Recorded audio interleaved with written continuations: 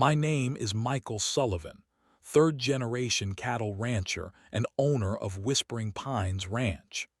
My grandfather purchased this land in 1962 when nothing existed out here but open fields and distant mountains. 600 acres of prime Texas countryside that has provided for our family for decades. Every morning begins the same way it did for my father and his father before him. I wake before sunrise, pull on my worn leather boots, and step onto the front porch of the ranch house built by my grandfather. The wooden boards creak beneath my feet as I watch the first golden rays spill across the pastures. The cattle appear as dark silhouettes against the brightening horizon. This land is not just property to me. It is my heritage, my livelihood, and my responsibility. The Sullivan family has always valued simplicity and hard work above all else. We do not need fancy things or approval from others. What matters is tending the land, caring for the livestock, and preserving what has been entrusted to us. My grandfather often said that a man is only as good as the legacy he leaves behind. I have always taken those words to heart. For decades, our property remained surrounded by other ranches and farmland. We enjoyed the quiet isolation and the respectful distance kept by neighbors who understood the unspoken rules of rural life. That changed 3 years ago when I noticed surveyors placing markers along the eastern boundary of my property. Within months, bulldozers appeared on the horizon, carving up the adjacent land that once belonged to old Jack Peterson before his children sold it off. I watched from horseback as they cleared the trees and leveled the rolling terrain. Day by day, the natural landscape transformed into ordered streets and cookie-cutter house foundations. Pine Valley Estates, they called it. An exclusive gated community with manicured lawns and identical houses packed so close together you could pass salt between kitchen windows. The development edged right up to my property line. Where once stood a natural boundary of trees and wild grass, now sat the backyards of suburban homes. I had always maintained a simple barbed wire fence to keep my cattle contained, but with houses so close, I decided to reinforce the boundary. Nothing elaborate, just a sturdy wooden fence stained the color of earth. Practical, functional, and on my property. For months after the first residents moved in, there was little interaction between us. Occasionally, I would notice families standing at the fence line, children pointing excitedly at my cattle or horses in the distance. I would wave politely before continuing my work. I had no quarrel with the people themselves. They were simply looking for a nice place to raise their families, even if their vision of paradise differed vastly from mine. The trouble began on an otherwise unremarkable Tuesday. I returned from checking the north pasture to find an envelope tucked into my gate. The glossy paper bore an embossed logo, Pine Valley Estates Homeowners Association. Inside was a formal notice informing me that my fence was in violation of community standards and must be modified within 14 days to avoid financial penalties. I read the letter twice, certain there must be some mistake. The fence sat squarely on my property. It was well maintained, sturdy, and served its purpose. Why would anyone from the suburban development believe they had authority over my land? The bewilderment quickly gave way to indignation as I realized these newcomers truly believed their jurisdiction extended beyond their property lines onto my ranch. That evening, I sat at my kitchen table reading the notice for a third time. The formal language outlined specific violations regarding height, material, and decorative elements. According to their documents, all fences visible from the community must conform to their aesthetic standards. Standards created long after my family had established our home here. I set the letter aside and walked to my window. In the distance, the lights of Pine Valley Estates glowed like a cluster of fireflies against the darkening sky. Little did they know, The fence they found so offensive marked just the beginning of 600 acres of Sullivan land, and I had no intention of changing a single board to please people who did not understand or respect the boundaries between us. The HOA complaint arrived in a crisp white envelope, professionally printed on expensive stationery. I spread the document across my kitchen table and examined the details more carefully. The violations were listed in cold, bureaucratic language that seemed intentionally designed to intimidate.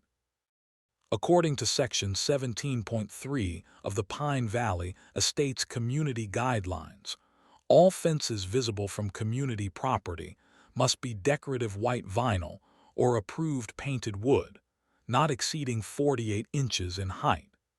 Each post required decorative finials from their approved design cat. A log. My natural wood fence stood nearly 6 feet tall with no ornamentation whatsoever.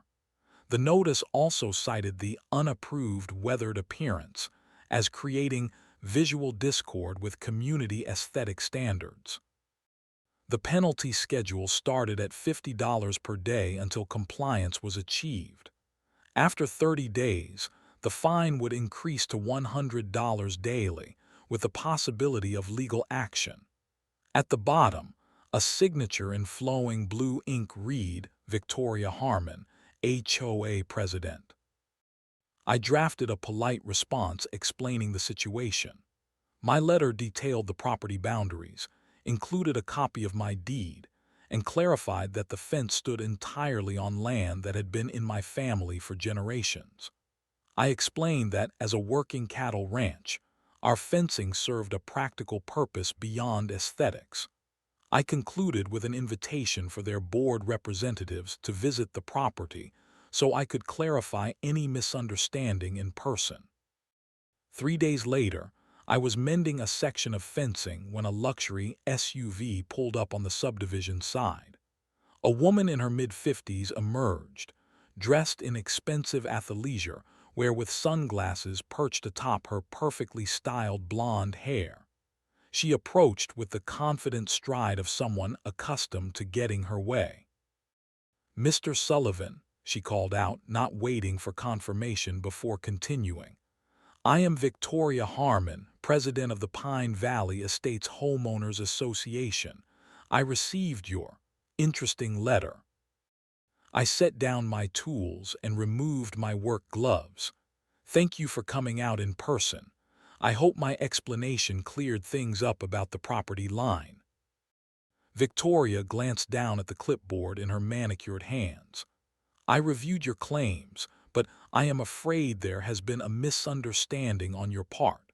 Our community guidelines apply to all structures visible from within Pine Valley Estates." "With all due respect, Ms. Harmon, your guidelines do not extend beyond your development boundaries," I explained calmly. "This fence is on private property that has been in my family since 1962. Her smile tightened. "Rules are rules, Mr. Sullivan. Your fence is visible from multiple homes and affects property values. The board has been quite generous in giving you 14 days to comply." I gestured to the vast expanse behind me. "This is a working ranch, 600 acres of it. The fence serves a practical purpose for containing livestock." Victoria's eyes narrowed slightly. "Your farming activities are not our concern. However, the appearance of that fence is. We expect compliance or the fines will be assessed as scheduled." "You have no jurisdiction over my property," I stated firmly. She turned to leave, pausing only to add, "We will see about that, Mr. Sullivan. Pine Valley Estates protects its community standards vigorously. Good day." True to her word, the escalation began immediately. The following week brought a formal violation notice, followed by a final warning. When the 14-day grace period expired, the fine notifications started arriving. $50 per day, calculated retroactively from the date of the first notice. I watched my mailbox fill with increasingly threatening correspondence. Each letter featured more legal terminology than the last, with references to covenants, property liens, and judicial remedies. After 4 weeks, the accumulated fines had reached nearly $1,500, with no sign of stopping. One particularly aggressive notice included photographs of my fence taken from various angles, with red circles highlighting the violations. The final page threatened to involve their legal team if payment and compliance were not received within 72 hours. I stood on my porch that evening, watching the sunset cast long shadows across my pastures. My cattle grazed peacefully in the distance, unaware of the bureaucratic battle brewing at the edge of their world. The absurdity of the situation might have been amusing if it did not feel so invasive. These people, who had lived here less than 3 years, believed they could dictate terms to a family that had worked this land for 6 decades. I had always been a peaceful man who avoided confrontation when possible, but something about this felt deeply wrong. This was not just about a fence. It was about boundaries, respect, and the right to maintain my way of life without interference. If they succeeded in forcing me to modify my fence today, what would they demand tomorrow? That night, I decided it was time to stop being polite and start fighting back. If the Pine Valley Estates HOA wanted a battle over boundaries, they had chosen the wrong rancher to bully. The next morning, I climbed the narrow wooden stairs to our ranch house attic. Dust motes danced in the beams of light streaming through the small window as I pulled the chain on the single bulb overhead. In the corner stood several old cardboard boxes labeled property records in my father's precise handwriting. I carried them downstairs one by one, setting them on the dining table where generations of Sullivans had shared meals and stories. The table itself was a family heirloom, its oak surface bearing the marks of time and use. It seemed fitting to spread out our history across its weathered surface. The first box contained the oldest documents. Yellowed papers and faded maps chronicled how my grandfather had purchased the original 300 acres in 1962. I found the bill of sale, handwritten receipts, and correspondence with neighboring ranchers. My fingers traced the signatures, connecting me to the past and strengthening my resolve. The second box revealed land purchases from the 1970s when my father expanded northward, adding another 150 acres. Detailed boundary surveys from the 1980s showed the eastern edge of our property, exactly where my fence now stood. Each document told a piece of our story and confirmed what I already knew. The fence sat squarely on Sullivan land. I found water rights documentation, agricultural use permits, and county approvals dating back decades. One particularly valuable discovery was a property assessment from just 5 years ago, conducted before the development began construction. It clearly established the boundaries that the developers themselves had acknowledged when building Pine Valley Estates. After organizing the most relevant documents, I decided to visit my grandfather. At 89 years old, Thomas Sullivan still possessed a sharp mind and even sharper opinions about protecting what was rightfully ours. I found him on the porch of his small cottage at the north end of the property, where he had chosen to live after passing the main house to me. "They think they can tell you what to do with your own fence?" he asked incredulously after I explained the situation. His weathered hands tightened around his coffee mug. "Your grandmother would have run them off with a shotgun." I smiled. I am hoping for a less dramatic solution. Grandpa leaned back in his rocking chair. "When we bought this place, there was nothing out here but open country. Jack Peterson owned that east parcel where those houses now sit. Good man, Jack. Always respected property lines." He shook his head sadly. His kids never did have his sense about land, sold it off the minute he was in the ground. Do you remember anything specific about the eastern boundary that might help? I asked. His eyes lit up. Sure do. There was a survey dispute back in '78. Peterson thought our line was 10 feet west of where it actually ran. We had the county come out and drive new marker stakes. Those stakes should still be registered with the county records.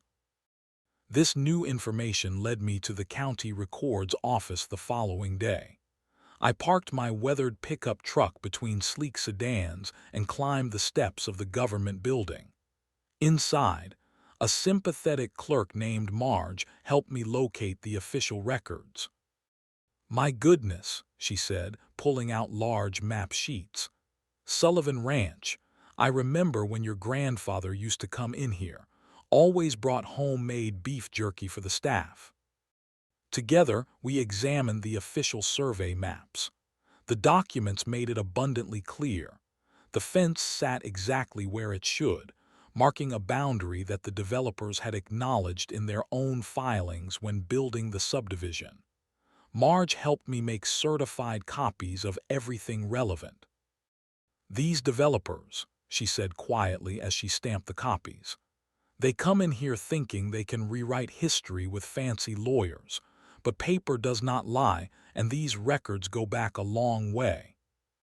My final stop was to consult with Robert Chen, a property attorney recommended by a fellow rancher. His office was modest but professional, lined with law books and framed credentials. He reviewed my documents carefully, asking occasional questions and taking detailed notes. "Mr. Sullivan," he said finally, setting down his pen, "based on this documentation, the HOA has absolutely no legal standing to enforce their rules beyond the boundaries of their planned community. Your fence is clearly on your property according to every relevant record." "So what do I do about the fines they keep sending?" I asked. Robert smiled for the first time. "Legally speaking, you can ignore them. They have no more authority to fine you than I do. However," he cautioned, "these associations can be persistent.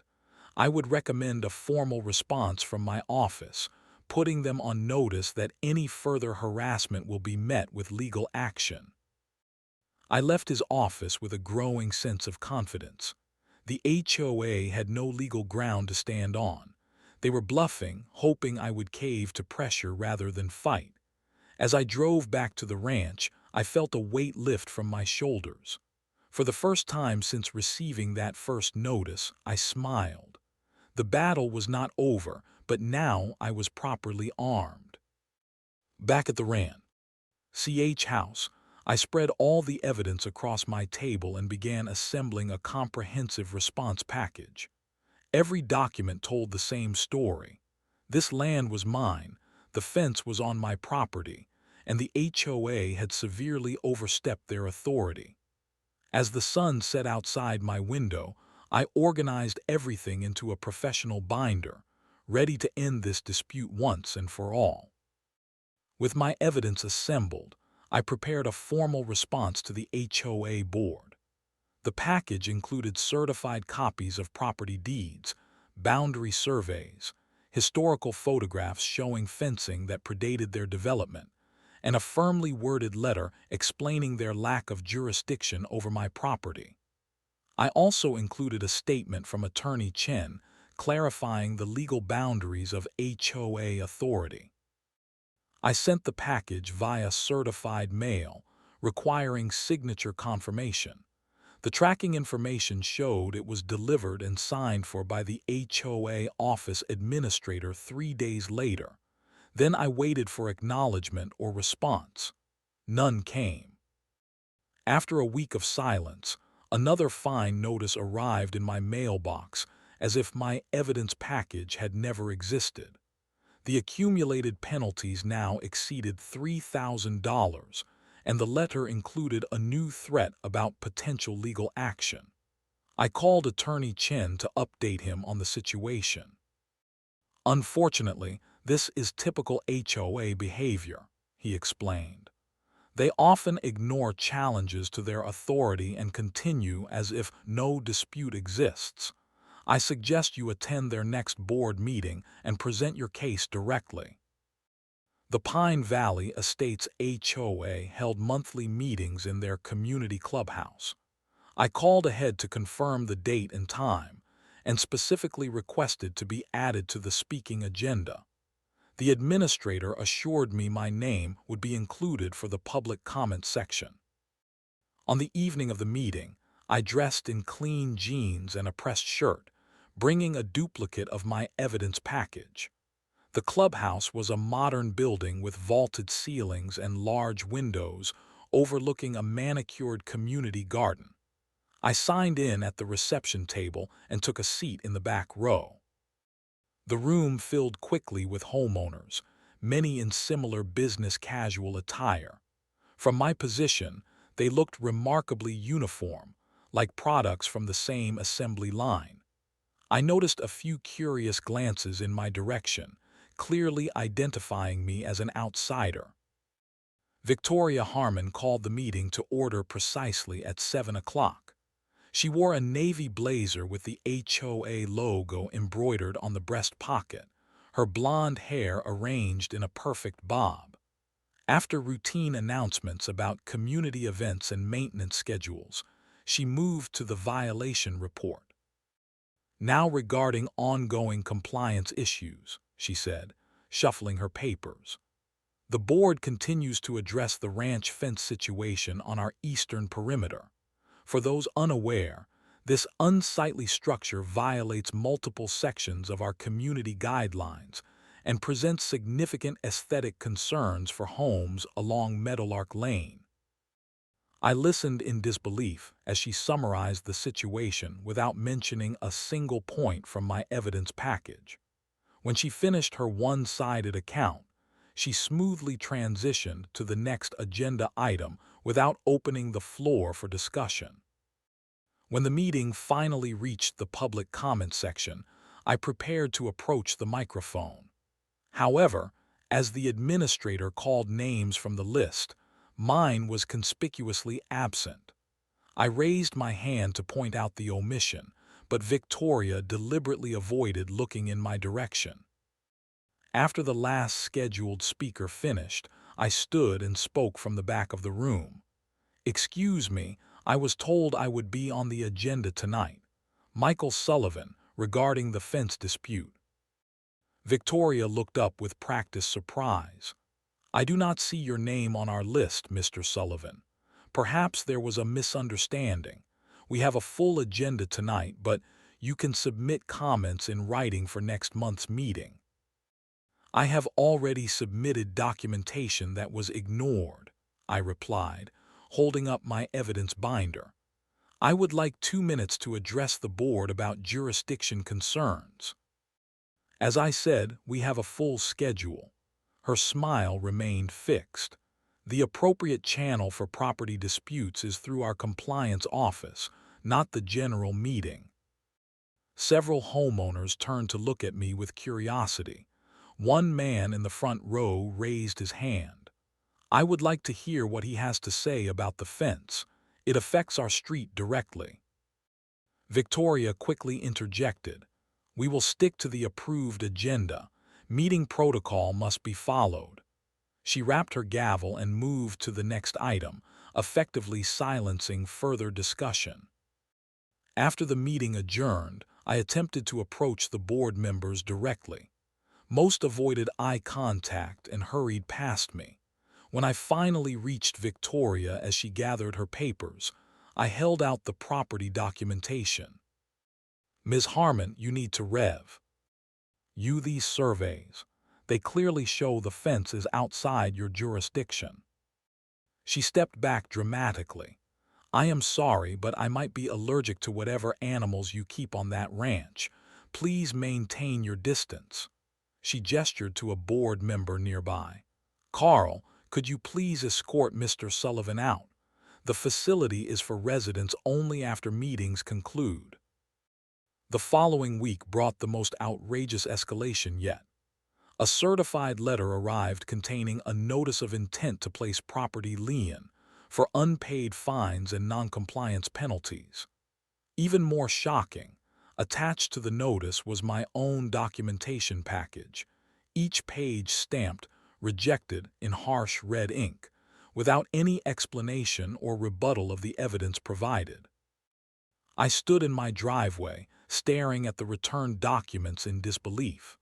They had not just ignored my evidence, they had dismissed it without consideration and escalated their threats. The arrogance was staggering. This small group of people, led by Victoria Harmon, truly believed they could bully a rancher off land his family had owned for generations. That night I called Attorney Chen again. They returned all my documentation stamped "Rejected" and are threatening a property lien. Can they actually do that? They can file a lien request, he explained, but it would never stand up in court. However, fighting it would require legal proceedings and expenses. They are counting on you finding it easier to comply than to fight. I looked out my window at the fence line in the distance.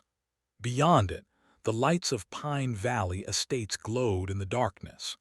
They had pushed me to a breaking point with their unreasonable demands and blatant disregard for property rights. But if Victoria Harmon thought I would surrender what was rightfully mine, she had grossly underestimated the determination of a Sullivan. "Prepare whatever legal responses we need," I told Attorney Chen. "I am not backing down, not 1 inch." 3 days after receiving the lien threat, I was splitting firewood behind the ranch house when I heard a car approach. A modest sedan parked near my gate, and a nervous-looking man in his 30s emerged. He glanced back toward Pine Valley Estates before walking hesitantly toward me. "Mr. Sullivan," he called out, "do you have a moment to talk? My name is James Peterson. I live in Pine Valley Estates, but I am not here on behalf of the HOA." I set down my axe and studied him. Unlike Victoria Harmon, he seemed uncomfortable and genuinely concerned. "What can I do for you, Mr. Peterson?" "Actually, I am here to see what I can do for you," he said, extending his hand. "Several of us in the community wanted to reach out. We do not agree with how the board is handling this fence situation." This was unexpected. I invited him inside for coffee, and we sat at my kitchen table. James removed his glasses and cleaned them nervously before speaking. "I bought my house 2 years ago. It was my first home purchase, and I was excited about the community. But the HOA has become increasingly controlling under Victoria's leadership." "I have certainly seen that firsthand," I replied, pouring coffee into mugs. James nodded earnestly. "Many of us have. Last month, I received a violation for having my garbage cans visible for 30 minutes after collection. Mrs. Abernathy across the street was fined because her flowers were purple instead of the approved color palette of white or yellow." "That seems excessive," I admitted. "It is just the beginning," James continued, his voice gaining confidence. "Victoria and her board allies run the place like a private fiefdom. Residents who question decisions find themselves targeted with petty violations. But what really concerned some of us was when we learned about the financial irregularities." This caught my attention. "What kind of irregularities?" James lowered his voice despite us being alone. "My sister works in accounting. She noticed some discrepancies in the publicly available HOA financial statements. Large expenditures categorized vaguely as community enhancements that no one has seen. Substantial consulting fees paid to companies that appear connected to board members." "Have you confronted the board about this?" I asked. "A few homeowners tried at last year's budget meeting. Those people suddenly found themselves receiving weekly violation notices for everything from excessive irrigation to unapproved doormat designs." James leaned forward. When we heard about their crusade against your fence, several of us began talking privately. We want to help. Over the next hour, James explained that a growing number of Pine Valley residents had become disillusioned with the HOA leadership. They had been meeting secretly, documenting violations of HOA bylaws by the board itself, and collecting evidence of financial mismanagement. What they lacked was enough organization and legal knowledge to mount an effective resist. "Ants, why are you telling me this?" I asked finally. "Because your fence dispute has created an opportunity," James explained. "Victoria has overreached by trying to regulate property outside the development. If you can prove they have no legal authority there, it opens the door to questioning other abuses of power." By the time James left, we had exchanged phone numbers and agreed to stay in touch. I was cautiously optimistic about this unexpected alliance, but still uncertain how much help these suburban homeowners could provide against an entrenched board. I did not have to wait long to find out. The following evening, another car arrived at dusk. This time, James brought a woman he introduced as Eleanor Kim, a retired paralegal who had also received numerous petty violations from the HOA. "I have been reviewing your situation," Eleanor said, spreading out documents on my table. "The HOA covenant specifically defines its jurisdiction as all properties within the recorded plat of Pine Valley Estates. Your ranch is clearly outside that boundary." Over the next week, a steady stream of visitors came to my ranch house after dark. Each brought valuable information or skills. A retired accountant named Harold provided copies of financial records showing questionable expenditures. Lisa, who worked at City Hall, brought zoning maps clearly showing the development boundaries.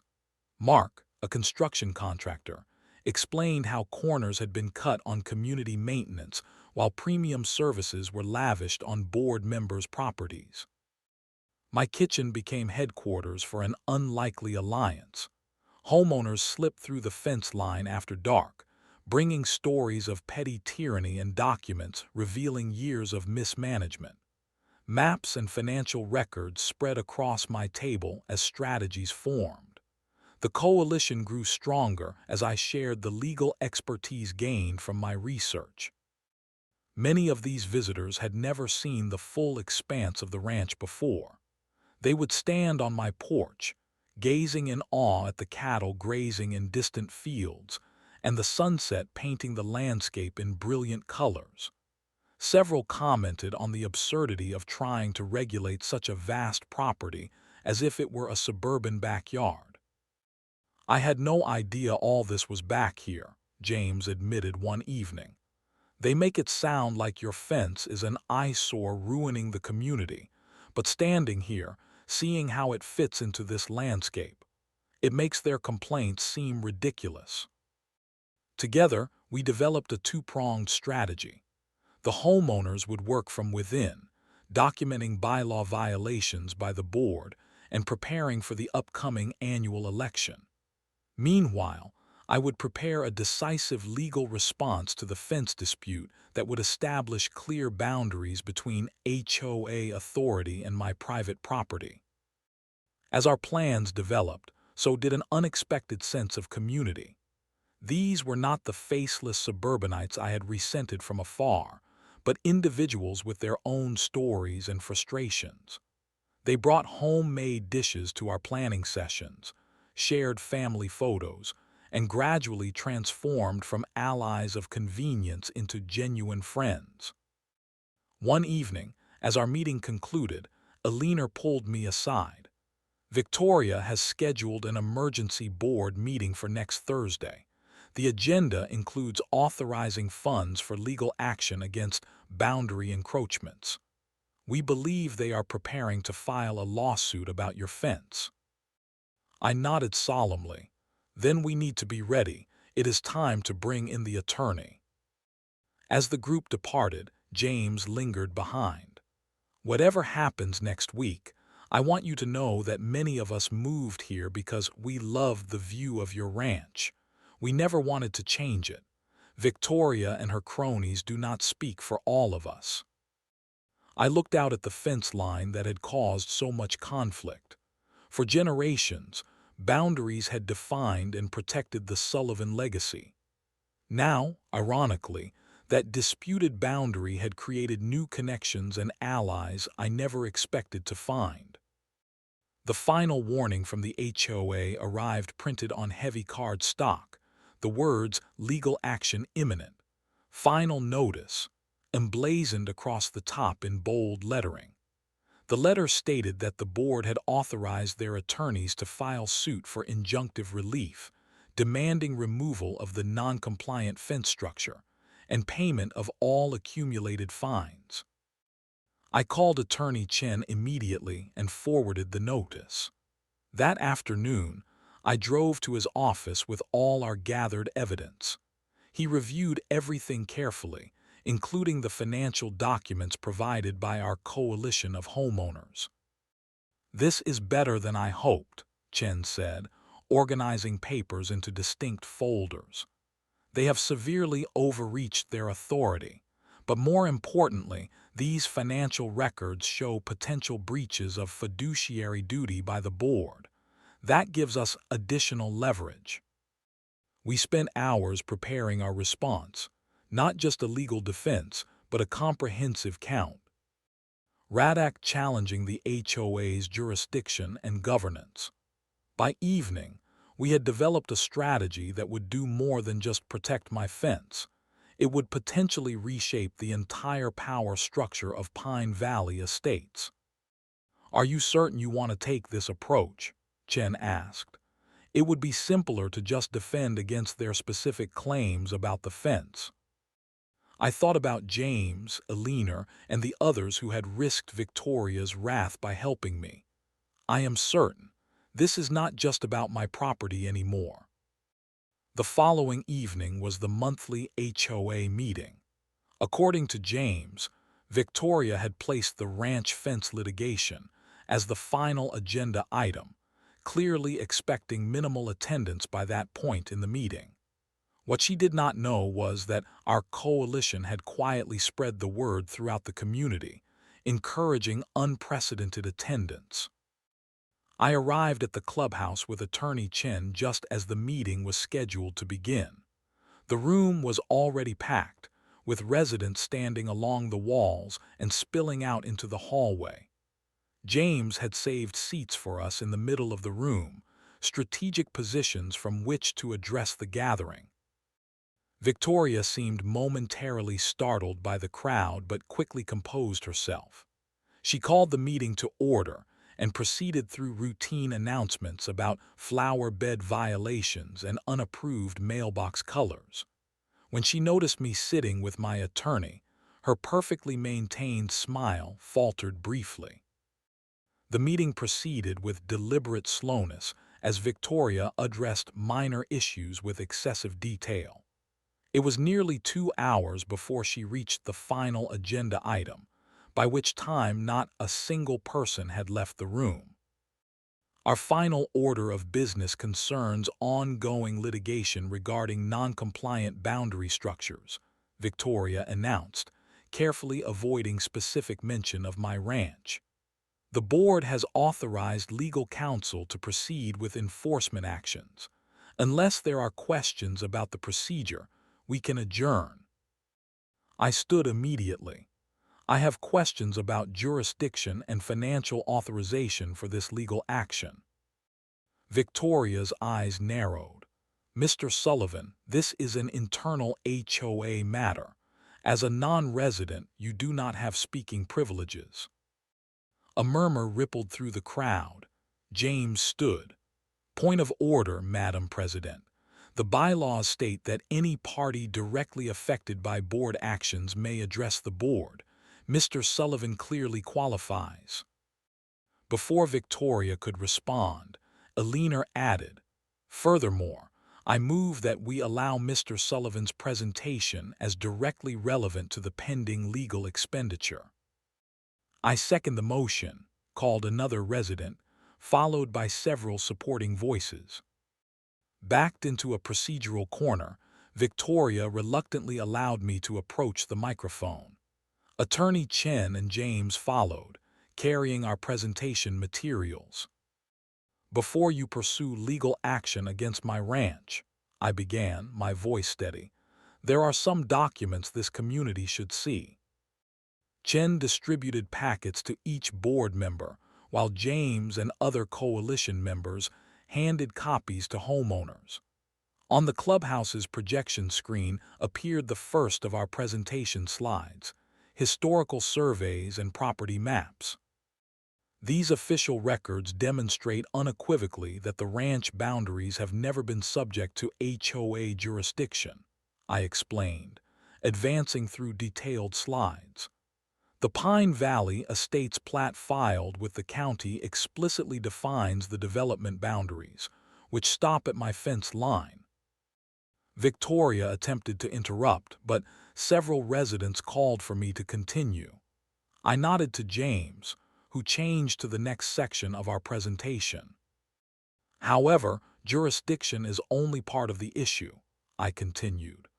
"This community should also understand how their dues are being spent and why pursuing this invalid claim is not in their financial interest."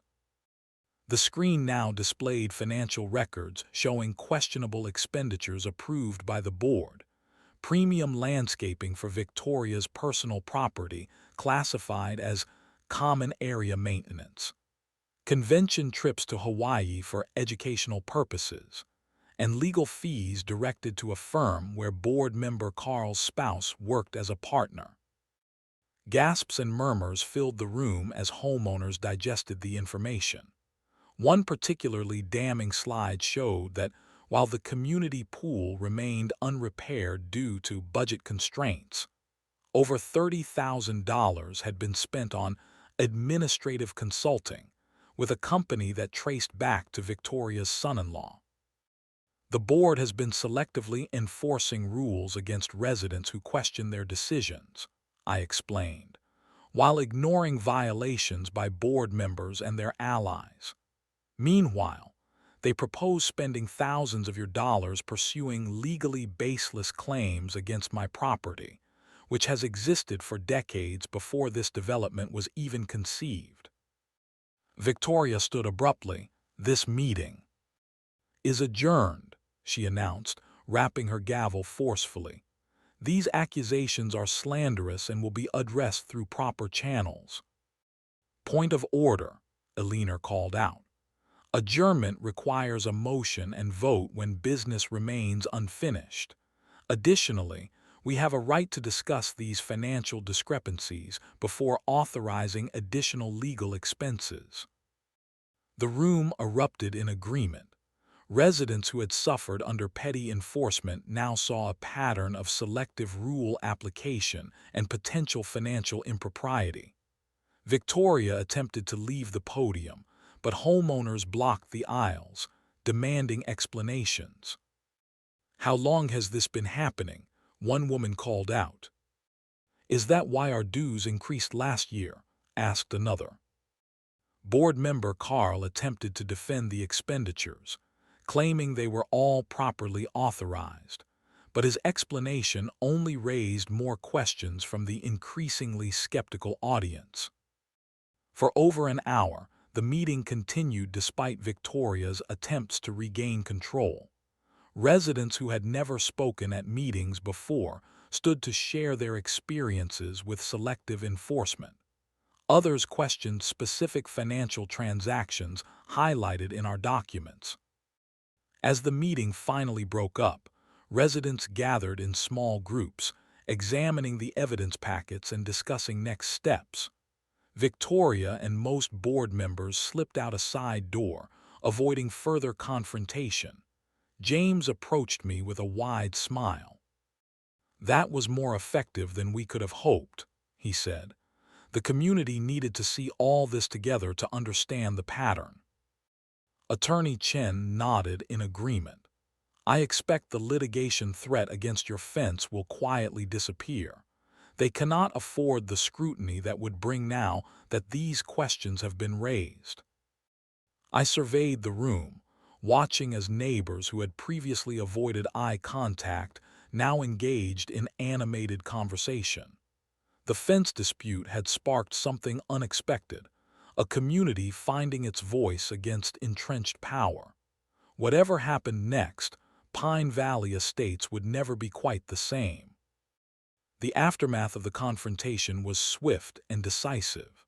Within 48 hours, identical legal documents arrived at each board member's home, carefully crafted cease and desist orders prepared by Attorney Chen.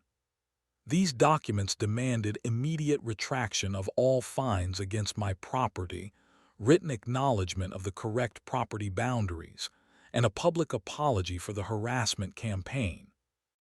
The legal language was precise and unyielding, outlining potential personal liability for board members who knowingly pursued baseless claims and misused HOA funds.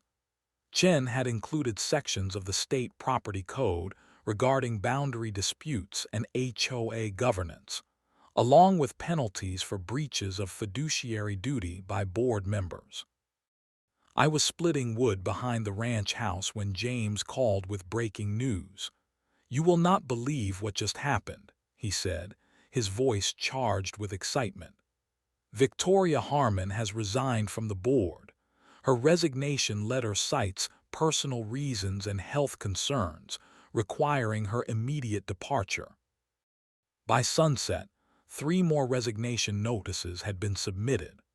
Carl Donovan, the treasurer who had approved the questionable expenditures, cited increased work responsibilities, preventing his continued service.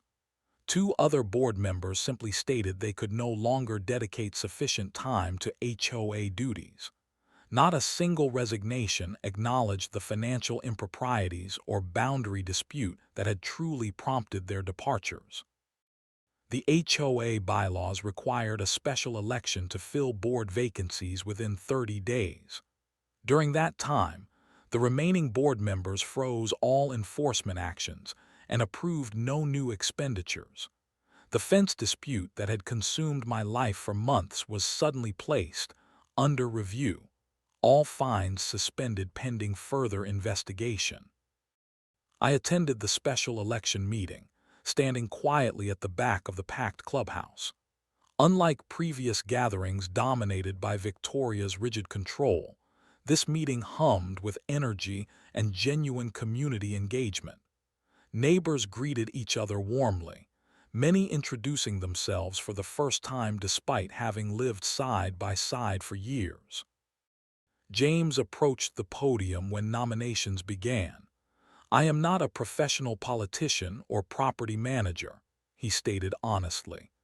"I am just a homeowner who believes our community should be governed with transparency and common sense." Eleanor followed with her own nomination speech, emphasizing her background in paralegal work and commitment to fair enforcement of reasonable rules. A third candidate, a retired teacher named Robert Gonzalez, spoke about building community connections rather than emphasizing penalties and violations. When the votes were tallied, all 3 had won by overwhelming margins. The room erupted in applause as the new board members took their seats. Their first official action was to establish a financial review committee to examine all expenditures from the previous 2 years. Their second act touched me personally. James presented a formal boundary acknowledgement drafted by my attorney, stating unequivocally that the HOA recognized the historical property lines and affirmed that their jurisdiction ended at the development boundaries. One by one, the board members signed the document, making it official. "On behalf of Pine Valley Estates," James announced, "we apologize for the unwarranted actions taken regarding your property. We look forward to being good neighbors rather than adversaries." I nodded my appreciation, too moved to speak immediately. The document represented more than just a resolution to a fence dispute. It symbolized respect for boundaries, both physical and personal. As months passed, the relationship between my ranch and the subdivision transformed in ways I never anticipated. The once controversial fence became a gathering point where suburban families would bring their children to watch my cattle grazing. Young ones would wave excitedly when I rode past on horseback, and I found myself pausing more often to chat with neighbors about ranch life. That first spring after the confrontation, I decided to host an open ranch day.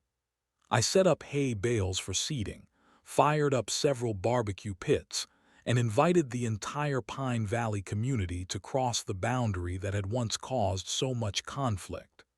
To my surprise, over 200 residents attended, exploring the ranch with genuine curiosity and respect. Children petted horses under careful supervision, while their parents asked thoughtful questions about ranching practices and history. James and Alina helped serve food, now comfortable crossing between the suburban and rural worlds that existed side by side. By sunset, when families reluctantly headed home, many thanked me for sharing the experience and asked if it could become an annual tradition. The following year brought an unexpected challenge that cemented our new alliance. Developers approached with plans to purchase agricultural land adjacent to both my property and Pine Valley estates. Their proposal included high-density housing that would dramatically alter the character of the area and strain local resources. At the county zoning meeting, I prepared to voice my opposition, only to find James and the new HOA board already there with the same intention. Together, we presented a united front. The rancher and the homeowners association now allies in preserving open space and reasonable development. Our combined influence proved decisive, with the county commissioners voting to require significant modifications to protect the area's character. Today, my fence stands unchanged, the same practical, functional structure that sparked the conflict, but it no longer represents division. Instead, it marks a boundary of mutual respect between different ways of life. The Pine Valley community thrives under leadership that understands the value of being good neighbors and respecting property rights. Each fall, I host my now traditional ranch day, which has expanded to include educational demonstrations about sustainable ranching and agricultural heritage. Pine Valley residents bring potluck dishes, and children who once only knew suburban life now understand something about where their food comes from and the value of preserving agricultural traditions. Last week, I was repairing a section of that famous fence when Victoria Harmon's luxury SUV drove slowly past. She did not stop or acknowledge me, but I noticed her looking at the scene, families from her former kingdom chatting easily with the rancher she had tried to bully into submission. The SUV accelerated away, but the fence remained, standing as testimony to an important lesson. Some boundaries exist for good reasons, and respecting them is the foundation of true community. My grandfather always said a man is only as good as the legacy he leaves behind. Thanks to an unlikely fence dispute, my legacy now includes not just preserving our family ranch, but building bridges with neighbors who have come to value what exists beyond their suburban borders. Sometimes standing firm on your boundaries is exactly what allows meaningful connections to form across them.